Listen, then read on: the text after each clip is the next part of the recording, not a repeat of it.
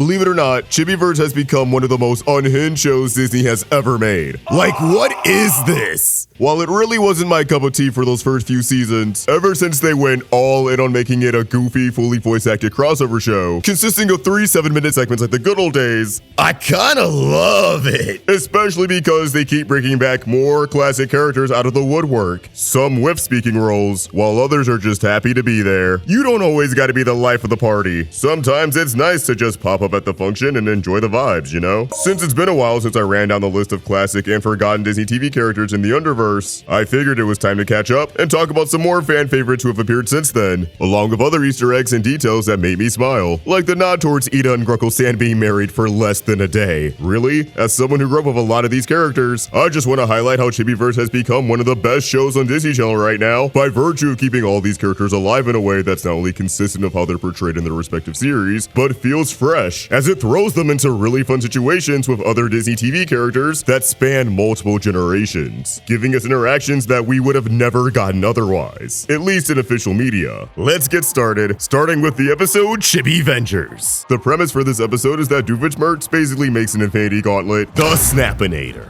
which allows him to rule the Chibiverse with an iron fist. The Chibi Hall of Heroes responds by immediately springing into action, and who would be a part of this crime-fighting lineup? None other than the American Dragon, Jake Long. Although he's unfortunately not voiced by Dante Basco here. Our boy's been muted by the budget. Well, probably just scheduling and voice acting availability, but you get the picture. Jake previously appeared in Chibi Tiny Tales, but this is his first appearance in post-season 3 Chibiverse proper. And I'm rooting for him to get more involved in the long haul because Jake has the personality and powers to fit right in with the chaotic and zany nature of the series. He tries to stand up to Doofenshmirtz, but immediately gets snapped into a living gong, referencing the end of the American Dragon theme song.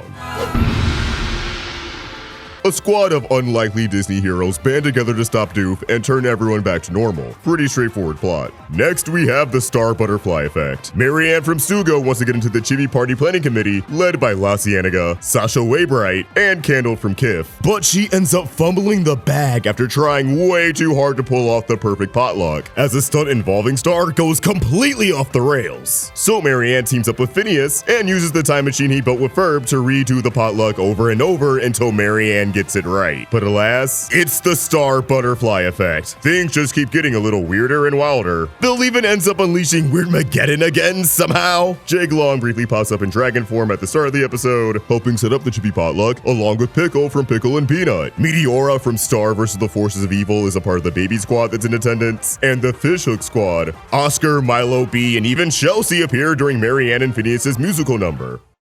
The episode Kif Possible gives us a much-needed spotlight on the iconic Kim Possible, who's been around in Chibiverse, but not really in the forefront like she is here. I mean, if you want to call this the forefront, since she does fake her own kidnapping. It's Meet Your Heroes Day in the Chibiverse. I love that Jake is Chip Manhand's hero. A lot of you probably haven't seen Stugo, especially because it came and went after only 1 season, but this would be a hilariously kick-ass duo. Chip got the hands. Kif's hero is of course Kim Possible, getting a chance to shadow her on the job. So for the big day, Kim decides to stage her own kidnapping as she conveniently gets abducted by Lord Hater from Wander Over Yonder, who has no idea that Kim is just letting him kidnap her for her own plan, but he's just having a good time stroking his own ego, which is very in line for Lord Hater. Kif, Ron, and Barry embark on an adventure to save Kim, allowing Kif to live the life that she's been yearning for, squaring up with Lord Hater's watchdogs. I love how honest this episode's resolution is, as although Kif had a blast, she realizes she isn't built for the hero life and respectfully declines the invite to kick Magica's ass. She knew her limits. Next, we have probably the craziest inclusion in the Chibiverse, Hannah freaking Montana. She first appeared in the Happy Birthday Disney Channel short from a couple of years back, but she returns in the episode Loveboat Liars as the headliner for a love cruise that Helen from Kif and Scratch from Molly McGee infiltrate by pretending to be a real couple. Now, live-action characters are no stranger to Chibiverse. We've had High School Musical, Zombies, and Descendants, but as far as I know, Hannah's the first retro live-action sitcom character to make the leap. Though surprising absolutely nobody, it's a non-speaking role, as they definitely could not afford getting Miley Cyrus into the booth. Makes me wonder if we could see the likes of Raven, Zach and Cody, or even Phil the Future down the road, or if Hannah's the exception because she's easier to implement. And yes, if you're around my age and grew up with these sitcoms, we do have to consider them retro now, but it's okay. Time is an illusion. Eda and Stan, while not new to Chibiverse, also have a really fun gag in this episode where they're kicked off the cruise for faking their relationship. They really wanted to go on the cruise so they could steal a bunch of shit behind everyone's backs. It's a nod towards the fact that Eda and Stan were canonically married for a few hours as a part of Eda's many schemes on Earth as Marilyn fake name. Marilyn was first addressed in the Gravity Falls episode Roadside Attraction through the code found in the puzzle piece cryptogram, as the riddle refers to how her and Stan were only married for 6 hours. Grunkle Stan would mention her on special commentary tracks on the Gravity Falls Blu-ray set, which was released 2 years before the Owl House, so no one at the time realized that he was describing Eda to a T. But finally, the Owl House episode Yesterday's Lie confirmed that Eda's alias on Earth was indeed Marilyn, solidifying that her and Grunkle Stan had a short-lived, mostly fake fling. It's good to know that even if their chibis aren't feeling the love, they're on good enough terms to team up and swindle some suckers together. We love old people friendship. When this episode of Chibiverse first released, someone messed up and accidentally paired up Wyatt and Wyla Lycanson from Zombies as a couple when,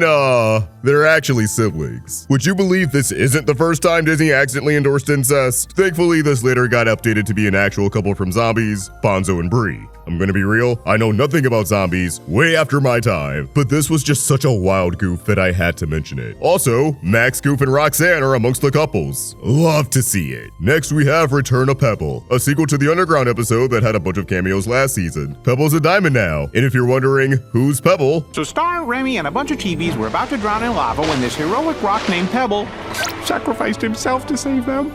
Just roll with it. Cricket uses Bill's excavator to find Pebble, digging up tons of buried items along the way, including the iconic hat and glasses of the one and only teacher's pet, along with the phone from the replacements. When can we get Dick Daring and Agent K in a short? I need to see them. Flint Hart from DuckTales immediately has his eyes set on Shiny Pebble, and calls Shigo to gather all the antagonists at Villain Villa so they can plot to kidnap Pebble. This entourage of villainy includes Dr. Draken, Don Carnage, Chip Whistler, Doofenshmirtz.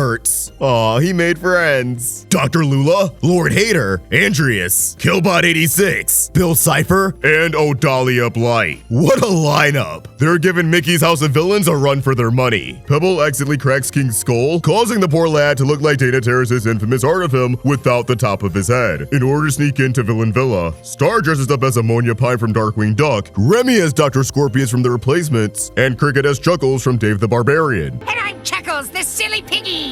Look it up, it's a real thing. Professor Nord Nimnol from Chip and Dale Rescue Rangers also appears on the list. After the crew saves Pebble from the villains, they decide to keep him safe in Scrooge's money bin. Some off-brand gems from Steven Universe can be spotted, and one of them looks particularly like Yellow Diamond. And before you say it's a reach, I have direct confirmation it's not. So shut it!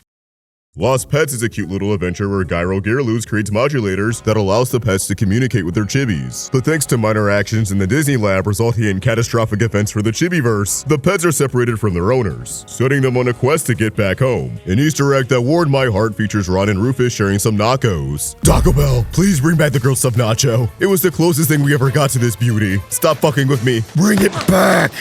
Albert has a cameo in the woods, watching the pet trek from a tree. Multi-Bear from Gravity Falls clashes with the Pet Squad, but they're able to overpower him pretty quickly, and Snakey vomits up Chip and Dale. The last episode I want to touch on is Mystery Busters. This one is just messed up. Gary the scientist cat in the Disney lab is roaming all over the mashup machine's control board, inadvertently fusing the chibis together. The chibis have no idea what's going on. They just think they pissed off the gods from above. It's honestly kind of depressing to think about for too long. Mabel's a part of the Mystery Buster squad with Waddles, which made me smile since I feel like we don't get to see the Mystery Twins too often in these. Peanut from Pickle and Peanut is amongst the crowd fleeing from the fusion ray before fusing with Bill, with the two merging into Pill, Randy Cunningham 9th grade ninja, Toffee, Maggie, Dave the Barbarian, and Dave Lula are all a part of a different crowd shot before getting fused together. And man, this gets so horrific so fast. I wasn't ready to see a Rufus and Toffee fusion. Cover that up, man! Maggie and Dave also make a pretty horrifying mashup. Though Randy and Cubby's fusion is oddly endearing, I want to dap them up and sing some karaoke. Kim Possible fuses with Ponyhead, Scratch fuses with Future Worm, Ludo fuses with Hannah Montana, Shigo fuses with Wander and Sylvia, and most horrifying of all,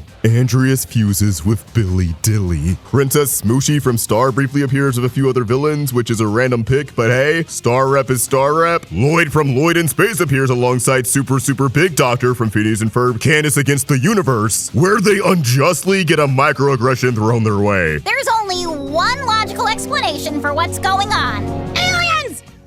No, Andromeda. They don't have sensitivity training in the Chibiverse? I thought Disney Channel was supposed to be woke. And yeah, this episode really is messed up. The Chibis cracked the code on the fact that they're a freak lab experiment, and long story short, the scientists end up waving the white flag and just reset the whole universe to a day prior, leaving the Chibis blissfully unaware that they live in a micro world that's held within a laboratory. Dark. And with that mindfuck, that's all I got for this one. Again, I love how creative Chibiverse is with all these characters and everything they're able to pull from their shows. I love that you can have episodes where a single villain takes over, and then episodes where they all team up. I love that these inventor characters are always getting everyone into shenanigans. And I truly can't get enough of seeing characters from my childhood interact with newer faces. It's such a cool way to introduce the current generation of Disney Channel viewers to their older properties, while also catering to people who used to watch Disney Channel or Disney XD as a kid, keeping both parties entertained in quick 7-minute increments. It's the kind of show I always wanted these channels to make. I wanted a Cartoon Network City show. I wanted a Nicktoons Unite show, but they were too much of cowards to do it. Disney stumbled into greatness by milking the Chibis stuff for so long that they eventually just said screw it and let the team make original stories, and I couldn't be happier. I pretty much only check in with these when I want to make a video like this one, but if you were a Disney kid or just love these characters regardless, I definitely recommend giving them a spin. Disney has posted just about every episode on YouTube for free. But with that said, drop your thoughts in the comments down below, or keep the conversation going by giving me a follow on Twitter and Instagram at AllSharkFox and Roundtable Vids. Support us for just $1 over at Patreon. And if you enjoyed this video, please throw it a like and subscribe to the Roundtable with notifications on so you never miss a video. Thank you so much for watching, and I hope you have an awesome day. Peace!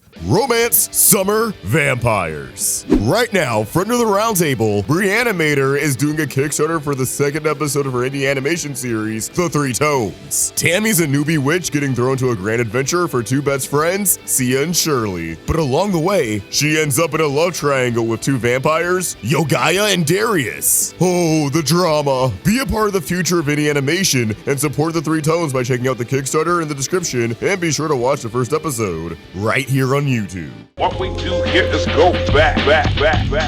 Need something to throw on while you draw, study, or sleep? Roundtable Rewind's got you covered. So why not take a stroll down memory lane and subscribe? No one can tell me what to do.